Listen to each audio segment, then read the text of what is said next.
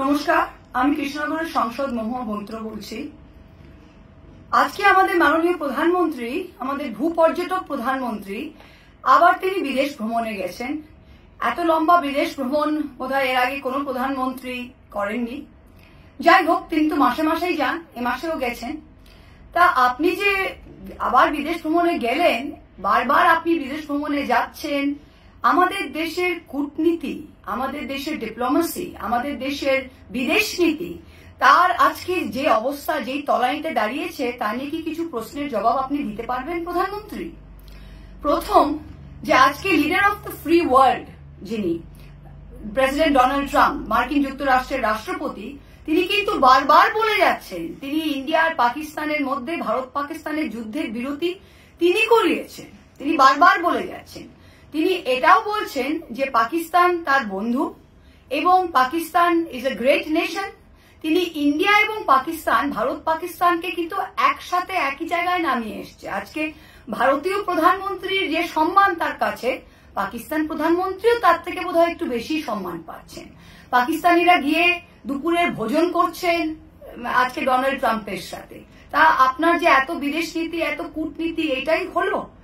যারা সন্ত্রাসবাদকে দেশের নীতি, প্রাতিষ্ঠানিক নীতি তৈরি করে ফেলেছে, সেই দেশ পাকিস্তান, তাদেরকে একঘরে না করে আজকে ডিপ্লোম্যাটিকলি, কূটনৈতিক দিক থেকে কিন্তু ভারতই একঘরে হয়ে গেছে। কোন দেশ আজকে কোন ফার্স্ট ওয়ার্ল্ড এসে পাকিস্তানের নিন্দে করেনি। আমরা কিন্তু কাউকেই এটা বোঝাতে সক্ষম হইনি যে পেহেলগাম অ্যাটাকের পেছনে পাকিস্তানের হাত ছিল, কেউ কিন্তু বলেনি। আপনি সাংহাই কোঅপারেশন অর্গানাইজেশন SCO এর মিটিংয়েও দেখেন, সেখানেও কিন্তু তারা এটা বলতে রাজি হননি। আজকে 70 দিন হয়ে গেল পেহেলগামের হামলাকারী যারা আমাদের এতগুলো মানুষকে মেরে দিল, তারা কোথায়, তারা কে, আজ অব্দি আমরা জানতে পারলাম না। আপনার 2.5 বছর ধরে মণিপুর যাওয়ার টাইম হয়নি।